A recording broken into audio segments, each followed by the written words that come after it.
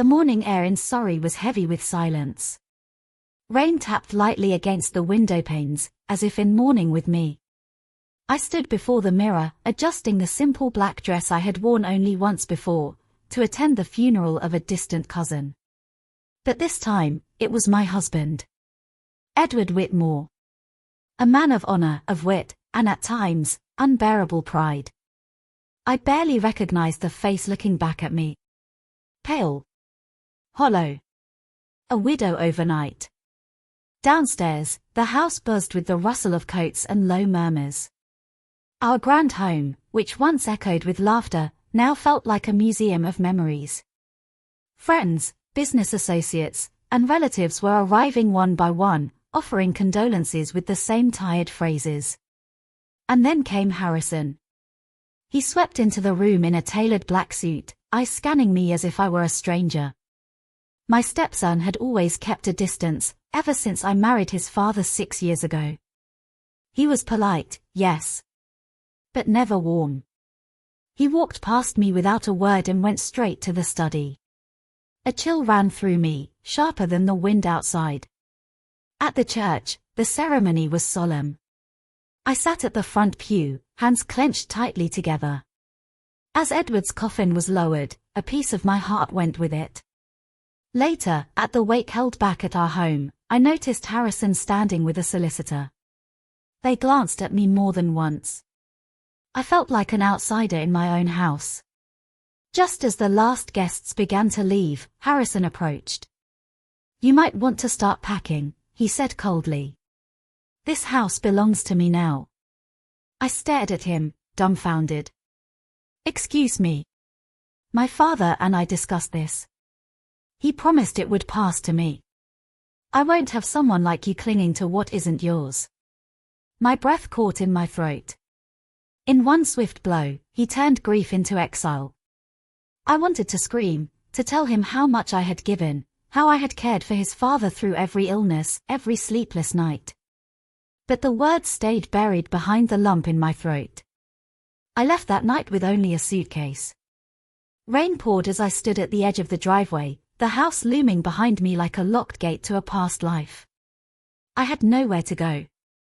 But something in me stirred. A whisper of defiance. I wasn't done yet.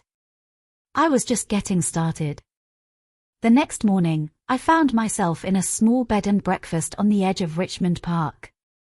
The wallpaper peeled at the corners, and the kettle sputtered as it boiled, but the warmth of the landlady's voice made the room feel less lonely.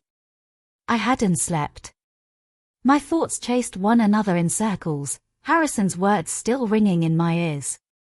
I had nothing but a suitcase, a worn handbag, and the lingering scent of Edward's cologne on my scarf. By midday, I decided to return to the solicitor's office in Kensington. If there was a will, I deserved to know. The receptionist hesitated when I gave my name, but after a moment, she nodded and motioned me in. The solicitor, Mr. Hargreaves, was a pale, stiff man in his 60s. His office smelled of old books and polished wood. He barely glanced up as he shuffled through a file. "Mrs. Whitmore, I was expecting you," he said at last. "Your late husband left behind a letter, and specific instructions not to share its contents until after the funeral." He reached into a drawer and handed me an envelope, ivory paper, my name written in Edward's familiar cursive. My hands trembled as I broke the seal. Inside was a handwritten letter and a set of keys. "My dearest Margaret, if you are reading this, then I am no longer by your side. Forgive me for the pain my absence will cause you. I've watched you give your all, your strength, your kindness, your laughter, to this family, especially when it gave you so little in return. I was a coward in many ways. I let Harrison grow cold towards you, thinking time would soften his heart. I was wrong. Enclosed are the keys to the cottage in Devon. It is yours, entirely. I purchased it 2 years ago, in your name. And in another letter, given to Mr. Hargreaves, I have left instructions about your share of my estate. Do not fear, he cannot take everything. I love you, Margaret. I always did. And this time, I chose to do right by you. Yours, always, Edward. The room fell into silence. Mr. Hargreaves waited as I read, hands folded patiently. There's more, he added gently. Your husband placed his shares in Whitmore Estates into a trust. You're the sole beneficiary. My heart raced. Harrison didn't know. The man who had thrown me out thought he had won. But Edward had left a path, quiet and deliberate, leading me to something greater than a house. He had left me power. As I left the solicitor's office, the grey London skies seemed to part for a brief moment. I wasn't just a widow now. I was a woman with a letter, a set of keys, and a truth Harrison had yet to uncover. And I would not waste it. 2 days later, I found myself driving through winding country roads, the cityscape of London replaced by rolling green hills and the distant glimmer of the sea. The cottage was tucked away in a small village called Stoke Fleming, a place Edward had promised would bring me peace. The cottage was quaint, with whitewashed walls and blue shutters. A garden bloomed with wildflowers, untouched and waiting for new hands to care for it. Inside, the air smelled of fresh linen and aged wood. It was furnished simply but with warmth, evidence of Edward's quiet love. On the kitchen table lay a notebook, one of Edward's diaries. As I opened it, the pages revealed stories I never knew, of dreams shared in whispered conversations, hopes for the future, and apologies I had never heard. One entry caught my eye. To Margaret, my light in the darkest days. When I am gone, may this place remind you that you are never truly alone. I spent hours walking the village, absorbing the quiet life, the kind Edward knew I needed. But back in London, Harrison's shadow still loomed. I had to prepare for the battle ahead, not just for the estate, but for my dignity. The fortune Edward left was more than money or property. It was a second chance. And I was ready to take it. Returning to London was like stepping back into a world I no longer recognized. The familiar streets felt colder, the faces harder. Harrison's rejection had cut deeper than I had expected. My stepson had made it clear I was no longer welcome in the Whitmore household, but I was determined not to vanish into nothingness. That afternoon, I went to a quiet cafe near Notting Hill. The rain tapped steadily against the window as I sipped my tea, the steam fogging my glasses. My mind was restless, turning over Edward's letter, the cottage in Devon, and the truth of the estate trust. Harrison thought he had the upper hand, but I held the keys to a new life, both literally and figuratively. My phone buzzed. A message from Lydia, Edward's trusted secretary. Mrs. Whitmore, I hope you are well. There is something you should see. Meet me at the Whitmore Estate office tomorrow morning. The Whitmore Estate office, the very heart of the family's wealth and influence. For the first time since Edward's funeral, I felt a spark of defiance. I would not let Harrison erase my place in Edward's legacy. The next day, I arrived early. Lydia greeted me with a careful smile and led me to a private room. On the table lay documents, financial statements, trust papers, and correspondence between Edward and the estate's lawyers. These show that Edward had planned to protect your interests, Lydia explained. He transferred a significant portion of shares into a trust in your name. Harrison was never meant to control everything. A knot tightened in my chest. Harrison had been managing the estate as if it were his alone. But the law was clear, and Edward's careful planning had given me rights. Be careful, Mrs. Whitmore, Lydia warned quietly. Harrison will resist. He may try to intimidate you, or worse. I nodded. I had already felt the cold edge of his anger. But I was not alone. Edward's foresight had given me a weapon, and I was ready to wield it. That evening, as the London fog rolled in, I drafted my first letter to Harrison. It was brief but firm, a declaration of my intentions to claim what was rightfully mine. I folded the letter carefully and placed it in an envelope addressed to him. The storm outside was nothing compared to the one brewing inside me. The following days were a whirlwind of meetings, phone calls, and legal consultations. Harrison's response was swift and hostile. He denied any wrongdoing, claiming that Edward's documents were forged or irrelevant. His lawyers sent letters threatening lawsuits and injunctions. Despite this, I felt no fear. Edward had left a clear path for me, and I was determined to follow it. My solicitor, Mr. Clark, was a steady ally.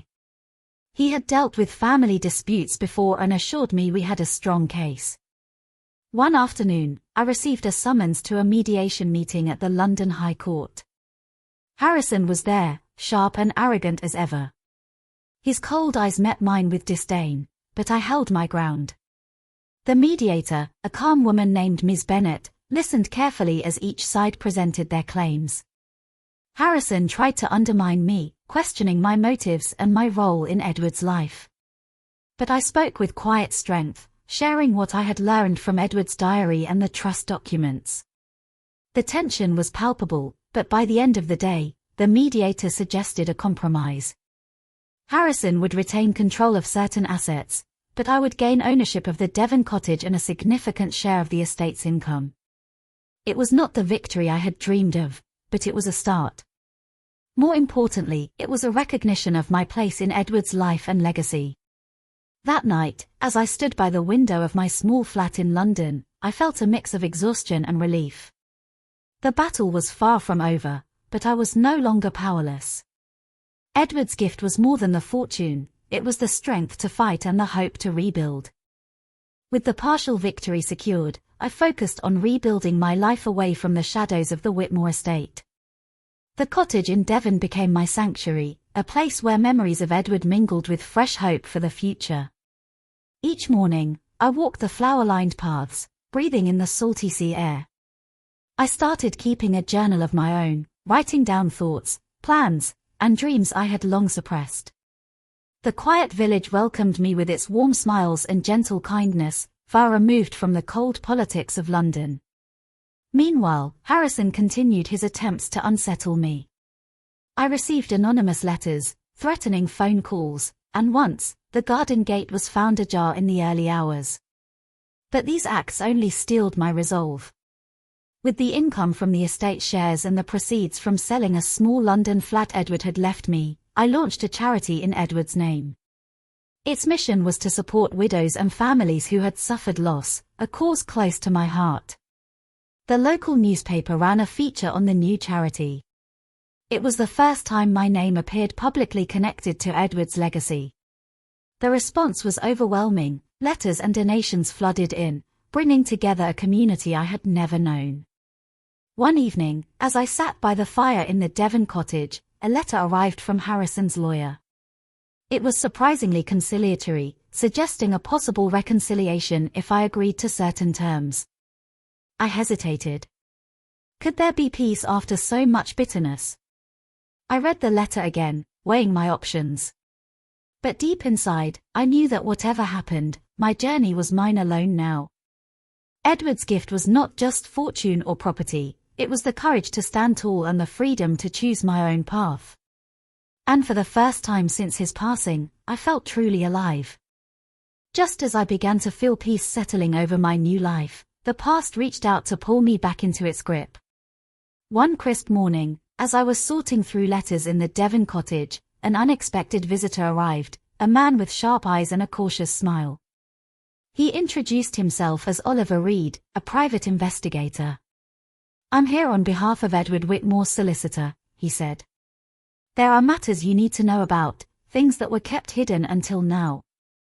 My heart quickened. What secrets had Edward carried to his grave? Oliver handed me a worn leather folder, thick with papers, photographs, and letters. As I sifted through the contents, a story unfolded, one of deception, betrayal, and a secret that could change everything. Edward's business partner, it appeared, had been siphoning funds for years, and some of the estate's wealth had vanished without a trace. Worse still, Harrison had known about the discrepancies but kept silent. The revelation was a thunderclap. It explained much, the bitterness, the fight for control, the attempts to push me out. Oliver looked at me steadily. This could help you reclaim more than just property. But you'll need to act carefully. That night, I stared out at the dark sea from the cottage window.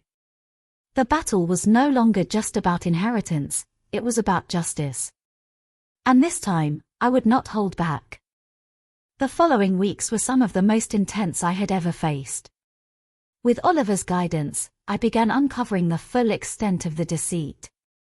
The documents revealed forged contracts, hidden accounts, and suspicious transactions tied directly to Edward's former business partner.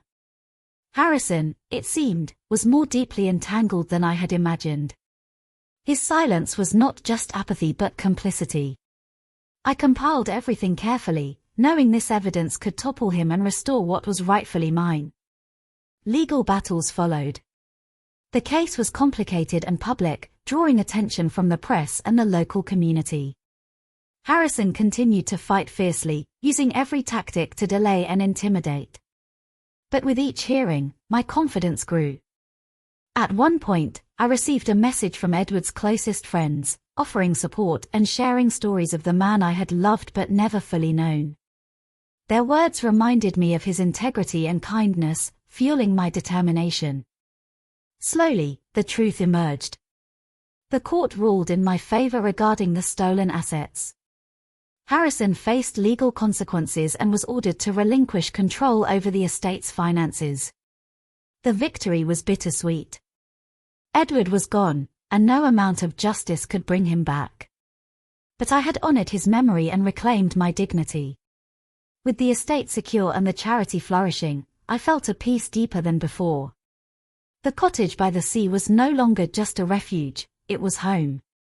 One clear morning, standing on the cliffs overlooking the ocean, I breathed in the fresh air and smiled. The stepson who once cast me out had lost his grip, and I had found my strength. Edward's final gift was not money or property, it was the chance to begin again, to live fully, and to choose my own destiny.